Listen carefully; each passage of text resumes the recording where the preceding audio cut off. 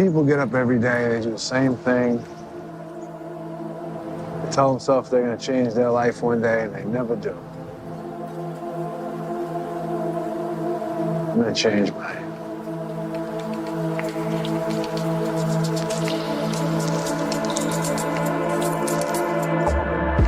Good morning, good morning, good morning. That's Thursday, March 6, 2025, and that's review for today's day. Alrighty, we're gonna start from monthly time frame. We can see that price reached the pink candle liquidity. It took the liquidity underneath of it. Okay, let's go down to weekly. On weekly time frame, pink candle liquidity was taken as well, and we are still inside this busy. Let's go down to daily time frame. On daily time frame, it was relative equal lows, which I mentioned yesterday. Okay, so we took relative equal lows. I want you to pay attention to this flat candle. Just keep it in mind for the future references. And let's go down to 4-hour time frame. This is how it looks on 4-hour time frame. We have relative equal highs up there.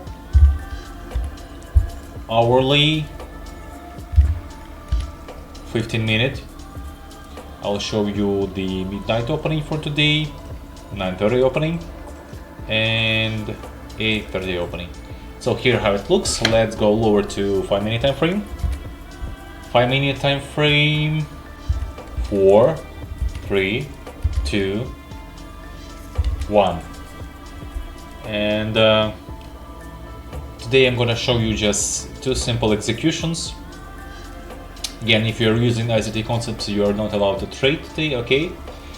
But I saw the model and I executed it on demo just for the sake of an example. And yeah, let me show it to you. The afternoon session starts after 1:30. So this is the time where you should be expecting a move for the afternoon trend, okay?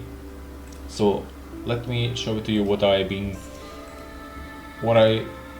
have seen at that point of time. That point of time, I saw that we have relative equal highs up here. We took the liquidity, then price went lower, okay? And what is that? That's correct. That's bearish order block. Price went back inside this bearish order block, and what? It went lower to that liquidity. Now let me show it to you. Here is 2 standard deviations, and here is the execution. You remember what I told you before? A good entry is inside the order block 3 ticks below the opening price, or some fair value gap inside the order block.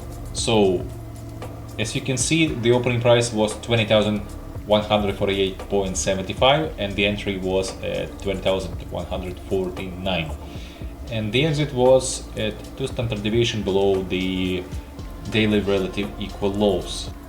And one more setup for the afternoon session, I'll go show it to you. So that was the pink candle liquidity on monthly plus relative equal lows on daily.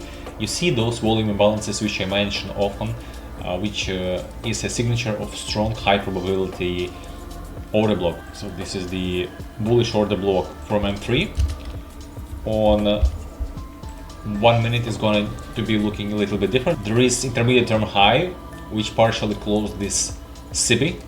After that we have market structure shift to the upside, then price returns back down and goes back up to take these relative equal highs which price created earlier. And as you can see, yes, price did finally go to that liquidity, but look how choppy it is.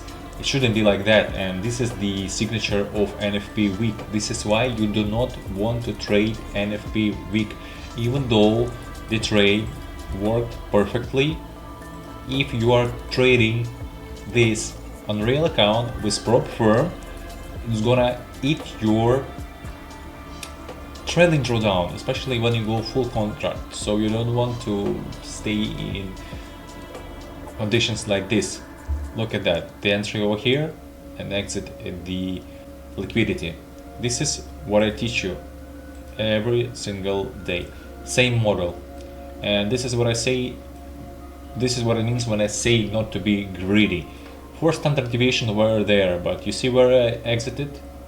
At the first low hanging fruit objective. And that 4 standard deviations was not even reached yet. So you gotta be thinking about always long hanging fruit objective. Hopefully you found this insightful, and until I talk to you next time, be well and take care. Wow, what you just learned here could change the whole approach to trading. Are you ready to take the next step? Your next big insight is just one click away.